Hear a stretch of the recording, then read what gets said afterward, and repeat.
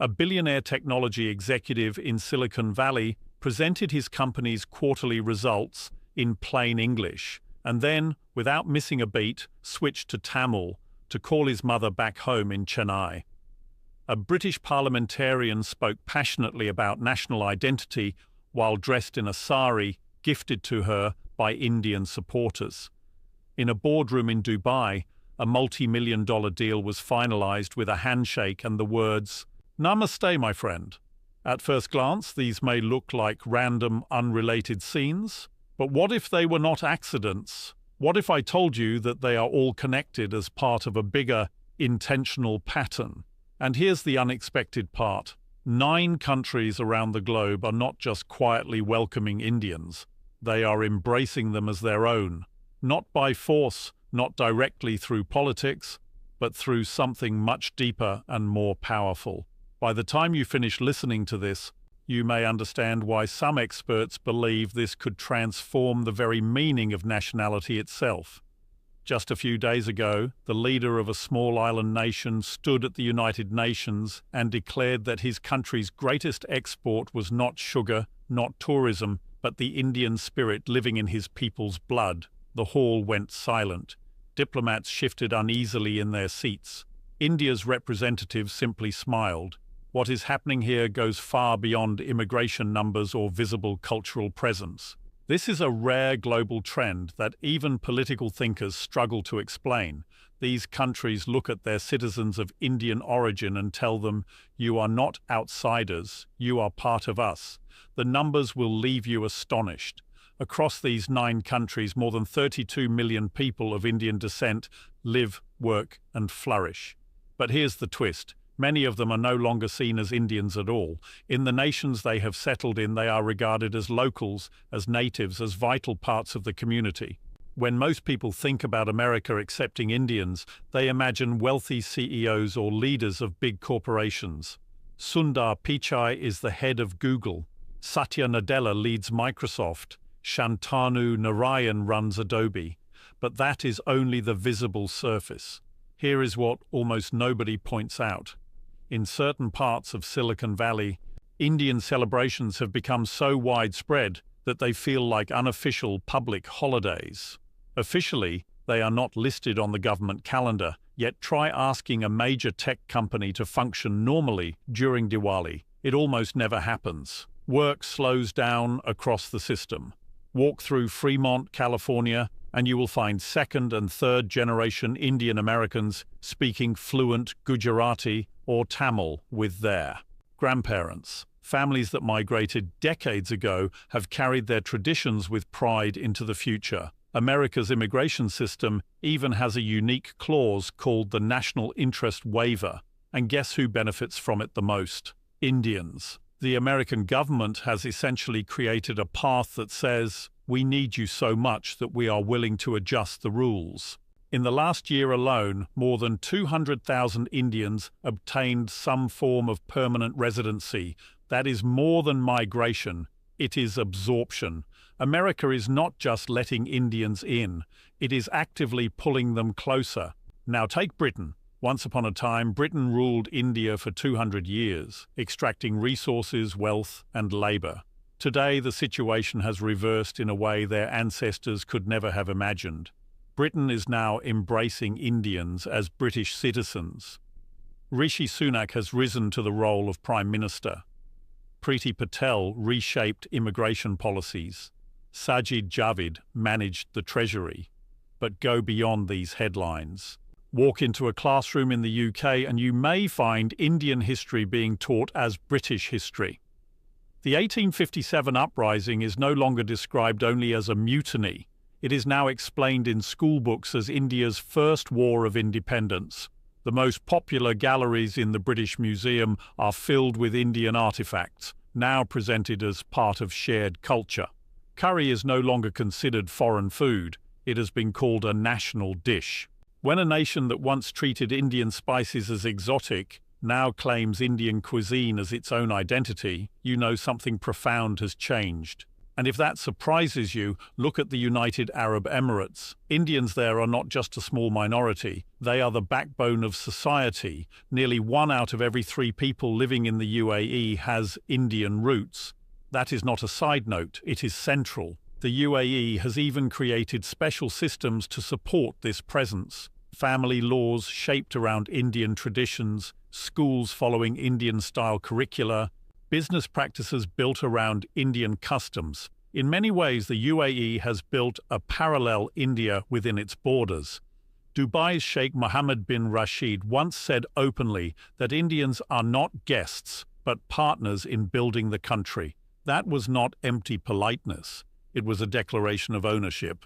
Today, Indians can buy property, run companies, and educate their children in their own languages, sometimes with more freedom than in India itself. The UAE is not just hosting Indians, it is competing with India to hold on to them. Saudi Arabia goes even further. For millions of Indian Muslims, Saudi Arabia is not just another country, it is the sacred heart of their faith. Understanding this, Saudi Arabia created special visa categories just for Indian visitors, not only for Hajj but also for year-round religious travel. Whole districts are planned with Indian practices in mind. Recently, Crown Prince Mohammed bin Salman made a comment that left diplomats shocked. He said, "Indian Muslims visiting holy sites are not foreigners. They are coming home." For a future king to say such words is more than generosity. It signals adoption. Canada too has woven Indians into its national fabric. The motto, "Diversity is our strength," is not just a slogan there. It is the foundation of their identity. Indians are at the center of this design. Prime Minister Justin Trudeau not only visits India, he has danced to Bollywood music in traditional clothes. When the leader of a G7 country highlights your culture so openly, it is more than appreciation. It is a form of ownership.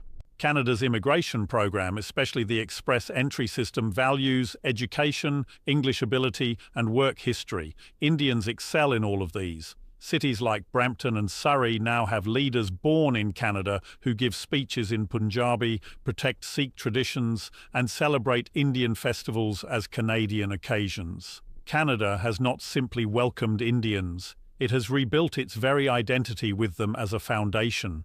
South Africa's connection with Indians is deep, painful, and transformational. Indians first arrived as indentured labourers under British colonialism and later suffered during apartheid, yet they endured, adapted, and became part of the country's soul. Mahatma Gandhi's philosophy of satyagraha, non-violent resistance, was not developed in India but in South Africa, where he fought as a young lawyer. Today, when South Africans honour Gandhi, they see him as one of their own, a revolutionary moulded on their soil. The government even declared Indians to be a founding community, not just a minority. That kind of language is powerful. When a country calls you a founder, not a migrant, it permanently rewrites your role in its story. Fiji tells another striking tale. Nearly 40% of its population is of Indian origin. When the British brought them in as workers in the 1870s, they were not meant to stay. They were not supposed to build homes or shape the nation, but they did. Today, Indo-Fijians are not just residents. They are woven into Fiji's identity. Diwali is a national holiday. Hindi is recognized as one of the official languages. On the radio, you can hear Indian classical songs. Though political tensions have existed between ethnic Fijians and Indo-Fijians, the two have blended into a shared culture. Fiji even promotes itself to tourists with Indian food, dance, and traditions. The version of Fiji sold to the world is, in many ways, India with island flavor. Mauritius provides maybe the clearest example of complete absorption.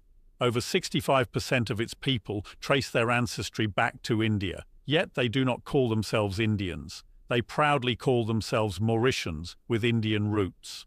This small island nation has done something rare. It has merged Indian traditions into its national identity without losing its uniqueness.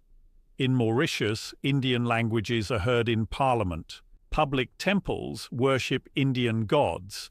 Indian festivals fill the national calendar. and yet Mauritians are not Indians abroad, they are Mauritians at home. Identity remains proudly local. The Prime Minister once said words that resonated deeply in both countries. Mauritius is not India's colony. India is our motherland. That was not a diplomatic gesture. That was emotional truth. It was not about politics, but about belonging. In Trinidad and Tobago, something magical has happened, a cultural blending so smooth that it feels like art. Indian traditions did not just survive the long passage of time and distance. They grew and blended beautifully with the Caribbean spirit. Indian food there is not looked at as foreign food anymore. It is local food now. Indian music flows through the streets during festivals. Indian religious traditions are practiced openly and with pride. Over the years, Indian culture has been woven so tightly into the national life that outsiders often cannot tell it apart from the island's own identity. This is more than just a story of migration. It is a story of cultural ownership. What was once seen as foreign is now native. It has turned into something uniquely Caribbean, yet it still carries the clear mark of India. Listen to chutney music, and you will hear Indian classical sounds mixed with Caribbean rhythms. Taste the dishes, and you will find curries hotter than those in Delhi sitting next to rotis softer than the ones in Mumbai. Watch Carnival and you will see Indian dancers moving to the rhythm of steel drum bands. People of Indian origin in Trinidad do not feel pulled between two separate worlds. Instead, they have shaped a third identity, a culture that is both Indian and Caribbean at the same time. Former Prime Minister Kamla Persad Bissessar once described it perfectly. "We are not Indians in Trinidad, we are Trinidadian Indians." That phrase created something entirely new, something the world had never seen before. It is not confusion of identity, it is the invention of identity. When we look across all 9 nations where this story repeats, a clear pattern emerges. It is not always shouted out loud, but it is quietly recognized everywhere. These countries are not embracing Indians by accident. They are doing it on purpose, because Indians bring with them qualities that modern societies want deeply: education, business drive, creativity, cultural depth, and worldwide links. Each of these nations has gained greatly from its Indian communities. The UAE thrives on Indian trade and workers. Britain's health system depends on Indian doctors. America's technology sector runs on Indian talent and innovation. Canada's immigration model relies heavily on Indian applicants. Look at the numbers most governments rarely highlight. The Indian diaspora sends more than $100 billion back to India each year. But even more surprising is that they spend nearly 3 times that amount in the countries where they live. The UAE's economy would not survive without Indian customers. In Britain, curry houses employ more people than the steel industry. In America, the tech markets react to policies on Indian H-1B visas. These are not small contributions, they are pillars. And here is the part that many miss. India is also reaching out to claim them back through programs like the Overseas Citizen of India card, investment options for non-resident Indians, and cultural outreach across the world. India sends a strong message. You may live abroad, but you are still part of us. What is taking shape is nothing less than a global tug-of-war for Indian loyalty, and the stakes are huge. Some thinkers even suggest that we may be watching the rise of the world's first truly global ethnicity. Indians across many lands, speaking different languages, following different religions, yet staying linked to their roots in a way no border can limit. Children in Canada learning Bharatanatyam, grandchildren in Mauritius studying Sanskrit, third-generation Indo-Trinidadians traveling to Indian temples. This is not cultural fading, this is cultural multiplying. Each new generation adds fresh layers while still holding on to ancient traditions. And now comes a realization that ties all of this together. What we are witnessing is not 9 different Indian diasporas. What we are really seeing are 9 reflections of one vast global Indian civilization. Each nation is holding on to a different side of the same identity. The United States values Indian innovation. Britain leans on Indian intellect. The UAE highlights Indian enterprise. Saudi Arabia respects Indian spirituality. Canada celebrates Indian multicultural strength. South Africa admires Indian resilience. Fiji values Indian adaptability. Mauritius encourages Indian blending. Trinidad lifts Indian creativity. Together, these pieces show the complete picture of what India represents in today's world. But there is another twist. India itself is beginning to claim these nations back, not through military or political might, but through cultural influence. Watch Indian films, and you will notice stories set in Canada, America, and Britain. Listen to modern Indian music, and you will hear Caribbean beats or Middle Eastern tones woven in. Eat at an Indian restaurant, and you will taste flavors inspired by Africa, Europe, and Asia. The surprising truth is this: it is not only that 9 countries are claiming Indians. Indians, through cultural power, have placed themselves so deeply into these societies that taking them out would leave those nations unrecognizable. This is colonization turned upside down, not done by armies or weapons, but through deep integration, so complete that countries now rely on their Indian communities. Think about it. Britain once spent 200 years trying to make Indians more British. Today, Indians have made Britain partly Indian, and Britain accepts it happily. The United States once blocked Indian immigrants. Now it fights to attract them and depends on their skills. The UAE was once just small desert villages. Today, it is a world hub built on Indian ambition, energy, and investment. These 9 countries are not just welcoming Indians, they are competing for them. Canada offers easier immigration than America. The UAE gives business freedom that Britain cannot match. Mauritius offers cultural protection even India sometimes struggles to provide. Each country is trying to win Indian loyalty, while Indians choose where to build their lives based on opportunity, respect, and acceptance. What we are watching is extraordinary, a worldwide competition for talent, culture, and identity, with Indians as the prize everyone desires. And this brings difficult questions. If Indians can belong fully to 9 countries while still being Indian, what does nationality even mean anymore? If someone can be fully Canadian, proudly Indian, and completely global at once, what is citizenship now? Some experts call this the start of a post-national identity. Others say it is a return to older ways when culture, not borders, defined who you were. But in truth, what Indians are building is something new. They have kept their cultural roots while fitting smoothly into their new homes. They do not fully melt in, nor do they remain separate. They create something fresh, a bridge culture, a role of cultural ambassadors. They show how you can love a host nation while still honoring your heritage. They prove how to be global without being rootless, multicultural without conflict. And this is the deeper truth. These 9 countries do not welcome Indians only for jobs or economic benefits. They welcome them because Indians have found the answer to the puzzle of modern belonging. Indians have shown that identity does not have to be singular. Belonging does not have to exclude. Loyalty can spread wide yet remain firm. Indians show that one can respect the past while creating the future. As we move ahead, this pattern will only grow stronger. More countries will look for Indians. More Indians will move across continents. More societies will learn to adopt Indian traditions.